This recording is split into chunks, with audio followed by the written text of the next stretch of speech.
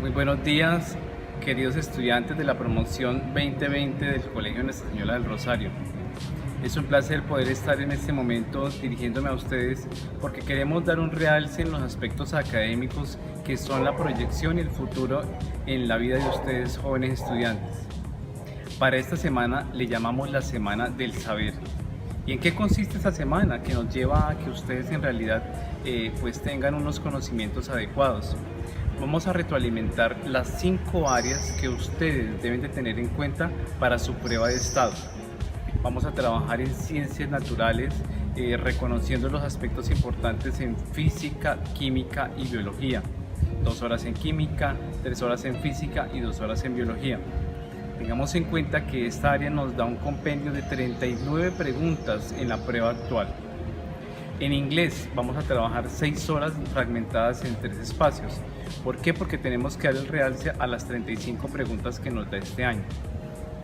Lectura crítica, 7 horas fragmentados en 4 espacios, 2, 2, 2 y un espacio mínimo para un total de 27 preguntas este día. En ciencias sociales, tenemos ciencias sociales pues dividido en netamente sociales, que son 3, ahí trabajamos la geografía, la historia y la democracia, y competencias ciudadanas otras 3 preguntas. Allí vamos a ver 33 preguntas para el espacio de la prueba saber. Y finalizamos con matemáticas con 6 horas por un total de 30 preguntas. Pero es importante para nosotros hacer esta introducción porque es el espacio donde dinamizamos lo que en realidad necesitamos para ustedes. Y concluimos la semana con un total y un espacio adecuado para que puedan tener los aspectos emocionales, los aspectos espirituales que ustedes deben de manejar para que en realidad vayan tranquilos a su prueba. Esta semana del saber quisimos darla pues para que ustedes en realidad sepan que el colegio se preocupa solamente por la promoción en este espacio. El resto del colegio va a estar funcionando pero de manera diferente. Ustedes no van a ver otras asignaturas sino solamente estas que estamos planteando. Por otra parte, en este momento pues me encuentro con el personero Kevin Santiago, con Juan Esteban, representante de un joven de grado 11, y Ana María también, que representa al otro grado 11. Pues queremos acompañarlos porque para nosotros es importante dinamizar sobre cuál es la proyección y cuáles son los objetivos de la prueba saber. No es solamente presentar la prueba, sino hacia dónde apunta, qué queremos de la prueba o qué el Estado quiere la prueba para el colegio, y además de eso, cuáles son los beneficios que nos puede presentar la prueba. Entonces, pues yo voy a tratar unos aspectos ahorita sobre las generalidades de la prueba, y a continuación cada uno de los compañeros de ustedes también van a dar un diagnóstico y el paradigma de qué quiere la prueba este año 2020. Vamos a ver unos objetivos específicos y unos objetivos generales que pues en realidad nos dan el punto de vista de qué es la prueba. Inicialmente, jóvenes, la prueba tiene unas competencias para grado 11. Ustedes tienen que en cada área ver qué competencia, qué desempeño, qué tipo de texto y qué maneja cada una de las áreas para que ustedes se centren solamente en eso. Es importante que en esta semana no vayan a trabajar tanto los contenidos, sino las competencias, los desempeños, los saberes que van a trabajar en la prueba por área. Objetivo número 2, autoevaluación y proyecto de vida. En este objetivo pues es importante que ustedes vean qué quiero de mi vida, hacia dónde apunto, qué quiero estudiar, qué quiero hacer, y para eso es importante que te prepares bien para la prueba. Es importante que analices bien qué va a estar en cada una de las áreas que se van a preguntar. Si tienes claro qué se va a preguntar en cada área, hacia dónde apuntamos con seguridad, tu proyecto de vida va a ser el más adecuado. Número 3, permitir el ingreso a educación superior. Claro está, si estás bien preparado en la prueba, si tienes unos buenos resultados, posiblemente, aunque actualmente no lo están pidiendo muchas universidades, pero posiblemente no puedas pasar ahorita a una universidad para el semestre B, puede servir el resultado del IFES para que usted pueda ingresar, joven estudiante, a una universidad. Número 4. Es importante el trabajo cooperativo de los estudiantes y del colegio para obtener un resultado aquí en el colegio. Si bien es cierto, de ustedes depende que el colegio tenga un buen resultado, pero más allá de eso es importante que ustedes tengan en cuenta que es prioridad el resultado suyo particular. porque eso me da la viabilidad para que yo sea un buen profesional, para que tenga un buen futuro, y asimismo me permite que en el colegio pues vaya un buen resultado para la promoción 2020. Entonces, de esta manera son los objetivos que tenemos para el desarrollo de esta semana, para el desarrollo de qué queremos de nuestra prueba Saber 2020. Le doy la palabra a los compañeros que acabé de nombrar hace momentos para que pues contextualicen un poco más diferentes temas que apuntan al desarrollo también de la prueba Saber y pues en la contextualización de la semana Saber que estamos iniciando en el Colegio Señora Rosario. Que la Santísima Virgen los bendiga, le den muchas bendiciones. Próximamente haremos una Eucaristía pues virtual para que también ustedes espiritualmente estén tranquilos y llenos de gozo y realicen de una forma adecuada pues lo que ustedes merecen ser como personas. Dios les bendiga, una feliz semana. Hola compañeros de grado 11, el día de hoy les voy a explicar un poco la estructura de la prueba Saber 2020. El año pasado, es decir, Saber 11 2019, ellos contaban con 278 preguntas divididas en 2 sesiones, cada una de 4 horas y media. En este año nosotros contamos con 188 preguntas que si le quitamos el cuestionario socioeconómico que no tiene calificación serían 164, pero es una sola sesión de 5 horas y media. Hay una diferencia un poco grande en la cantidad de preguntas y lo podemos observar por ejemplo en matemáticas, que antes sumadas las 2 sesiones eran 50 preguntas, en este año son 30, o por ejemplo en inglés que el año pasado eran 55 y en este año son solo 35. Entonces pensarán ustedes, porque son menos preguntas tal vez sea más fácil de responder, pero en realidad no, hay un pequeño problema con solución que ya les voy a explicar. El pequeño problema tiene que ver con el tiempo. El año pasado la prueba Saber 11 2019 contaba con 2,12 minutos por pregunta, es decir, 2 minutos con 7 segundos. En este año la prueba Saber cuenta con 2,01 minutos por pregunta, es decir, 2 minutos. Entonces, puesto en porcentajes, esto equivale a un 5,4% en la diferencia del tiempo con la prueba del 2019. Para poner los términos un poco más fáciles, esto consistiría en una diferencia de 18 minutos, ¿sí? O sea, totalizada y habiendo hecho ya el proceso de diferencia con la prueba del 2019. Entonces, aquí sí se puede notar que sí hacen diferencia esos 7 segundos. Entonces, digo que es un problema con solución, ya que para eso se va a trabajar de manera intensiva en esta semana, para lograr agilizar nuestro tiempo por pregunta y lograr cumplir con esos 2 minutos por pregunta para que el tiempo se distribuya de manera correcta.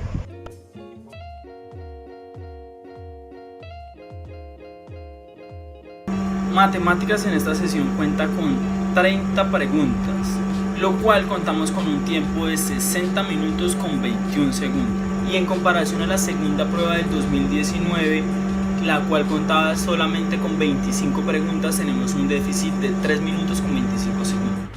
Ahora analicemos inglés. En la sesión del 2019 contaba con 55 preguntas. En la sesión que vamos a realizar el próximo 7 u 8 de noviembre solamente contará con 35, pero contamos con un déficit de 4 minutos.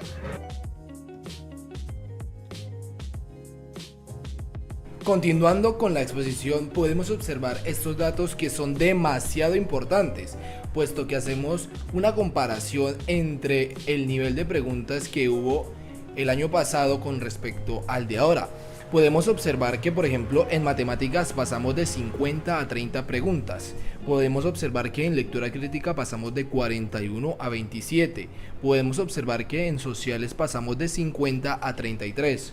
Podemos darnos cuenta que en naturales pasamos de 58 a 39 y de inglés pasamos de 55 a 35. Y agregando de que el número de preguntas total que se evaluó en el 2019 pues fueron en 2 sesiones. En estas preguntas que vamos a resolver solo van a ser en una sola sesión, por lo que debemos prepararnos muy bien en este sentido. Ahora podemos ver el gráfico y podemos ver que la diferencia sí se nota y demasiado, puesto que, vuelvo y repito, solo es una sola sesión. ¿Qué podemos concluir de estos datos? Los datos son bastante interesantes, pero podemos sacar varias conclusiones y no caer en especulaciones como que, por ejemplo, es mejor tener menos cantidad de preguntas y solo una sesión para poder salir más rápido de las pruebas. No, las pruebas las tenemos que tomar con bastante seriedad y reconocer que tener solo una sesión nos trae un poco más de peso que de beneficio. Ahora, ¿qué podemos concluir? Primero debemos tener dos puntos claves. El primero es que tener menores posibilidades de recuperar preguntas erróneas. ¿Qué quiere decir? Todos sabemos que cuando iniciamos en una materia, ya sea matemáticas, sociales, las primeras preguntas por lo general son de menor dificultad, puesto que son preguntas que son de inducción. Estas preguntas pueden que no tengan el mismo valor que las que son de mayor dificultad, pero a la final, si terminamos perdiendo alguna pregunta de las que son muy complicadas, estas que son pues no tan complicadas y valen un poco menos, al ser más nos complementarían a la final con esa que tuvimos erróneamente, como cuando por ejemplo sacamos una buena nota y luego sacamos una mala nota, se promedian y a la final alcanzamos a recuperar esa nota. En este caso, al tener menos preguntas, las posibilidades de poder recuperar una pregunta que hayamos respondido mal se disminuyen considerablemente. Y la segunda es tener menos número de preguntas de inducción al área. Ya no tanto como para poder recuperar preguntas más difíciles, sino poder, por ejemplo, tener el control sobre el tema que están viendo en esa área. Es decir, que por ejemplo en sociales están hablando del conflicto armado en Colombia, pero al momento de no saber profundizarlo muy bien con otras preguntas de ese estilo, perdemos como la continuidad del tiempo o el seguimiento del área o del tema que se está evaluando. Ahora quiero hacer un ejemplo de cómo se vería esto reflejado. Por ejemplo, este componente que estamos viendo es el de matemáticas. Podemos observar que el componente de matemáticas este año se va a dividir en tres competencias.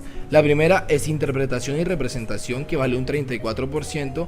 La otra es formulación y ejecución, que vale un 43%.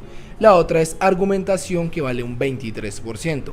Ahora, el año pasado teníamos 50 preguntas. Estos porcentajes en número de preguntas significan que en el bloque A hay 17 preguntas con respecto a interpretación y representación. En el bloque B hay 21 preguntas con respecto a formulación y ejecución. Y en el bloque C hay 12 preguntas con respecto a argumentación. ¿Qué pasa ahora cuando tenemos solo 30 preguntas? Puesto que pues ya este número pues se resta considerablemente, disminuye, pasamos de 17 preguntas a 10 preguntas en el bloque de interpretación y representación, de 21 preguntas en formulación y ejecución a 13 preguntas, de 12 preguntas en argumentación a tan solo 7 preguntas. ¿Eso qué quiere decir? Que por ejemplo en las 17 preguntas del año pasado en interpretación y representación teníamos el chance de, por ejemplo, errar en un número mayor para que con las otras que teníamos bien poder subir el promedio en general. Ahora con tan solo 10 preguntas, las posibilidades de poder promediar esas preguntas erróneas con las preguntas correctas va a ser muchísimo más complicado. Por lo que sí se nota la diferencia entre evaluarnos con 50 preguntas y 30 preguntas, por lo que en este momento, al momento de responder, ya no es tanto el de Marín de Dopingüe, sino echarle cabeza y tratar de no equivocarse la menor parte del tiempo, porque en realidad sí lo vale. Apuesto que muchos de ustedes han oído hablar de la Generación E, que es el nuevo programa que tiene el gobierno para generar oportunidades a los estudiantes y apuntarle a la transformación social. Pues bien, ustedes se preguntarán qué hay que hacer para entrar, y los requisitos son obtener un puntaje mayor a 350 puntos en el ICFES. En el caso de las ciudades principales, como lo es nuestro caso, debe estar entre los primeros 3 puntajes. Debe estar registrado en la base nacional del Sisbén con 40 puntos o menos. Luego de cumplir con todos estos ítems, debe diligenciar su formulario en el ICETEX para así ser aprobado en el programa. La buena noticia de este programa es que no cuentan con cupos limitados, es decir, que los estudiantes se tienen que valer de sí mismos para entrar. En la actualidad ya hay 110.800 jóvenes que hacen parte del programa de Generación E. Ya estamos que finalizamos esto y les propongo un sueño, una meta, les propongo un objetivo al que con dedicación puede que nosotros podamos llegar a obtener. Y es que, por ejemplo, creo que aquí todos en algún momento han visto, así como de reojo, qué tal sería poder entrar a la Universidad Pública de la Nacional, así como por curiosidad. Y pues todos reconocemos que es la universidad, o bueno, una de las universidades con mayor dificultad para el momento de la admisión, puesto que la dirección de admisiones es bastante rigurosa. Y pues a veces lo vemos imposible o demasiado complicado, y pues en cierta parte sí lo es, pero no es como para desanimarnos. Quiero que, por ejemplo, tomemos a esta universidad como referencia a lo que podemos llegar a conseguir. Y por ejemplo podemos utilizar el último corte de admisiones que ellos tuvieron y basarnos en esos puntajes como objetivos o máximos puntajes que nosotros podamos llegar a obtener o que podemos llegar a obtener. Entonces, aquí en la pantalla estamos transmitiendo el último corte de admisiones que obtuvo la Nacional, que fue en el horario 2020 semestre 2. Podemos observar que aquí en todas las facultades tiene unos puntajes bastante grandes, principalmente porque su calificación máxima pues es 1000. Entonces vemos que nos puede ocasionar bastante miedo o inseguridad, pero la idea es que por medio de una simple ecuación matemática pasemos este porcentaje, este número, a puntaje real del ICFES. ¿Cómo vamos a hacer esto? Primero, vamos a tomar de referencia una facultad. Por ejemplo, vamos a tomar la facultad de arquitectura. Según el último corte, el último admitido en esta facultad, o el mínimo puntaje para ser admitido, fue de 624. ¿Cómo traducimos esto a un puntaje real del ICFES? Pues utilizamos la calculadora y ponemos 624. Este 624 lo vamos a dividir en 2 y le vamos a sumar 70. Y en este caso serían 382 puntos como recomendado para poder pasar a la nacional. Claro que en esto hay un poco de excepciones. Por ejemplo, que esta ecuación se fue usada para este mismo corte en el 2020 semestre 2, y pues que en el 2021 semestre 1 solo se van a calificar lo que son matemáticas, ciencias naturales, física, las principales, y no se utiliza lo que es el inglés. Obviamente esto lo sabemos, pero podemos tener como referencia el puntaje máximo que nosotros deberíamos poder sacarnos, o como la meta a la cual nos gustaría llegar a lograr para poder pues tener un buen puntaje en el ICFES. Puede que a la mayoría de nosotros veamos este puntaje demasiado alto, y en realidad lo es, pues es la universidad, es la mejor universidad de toda Colombia.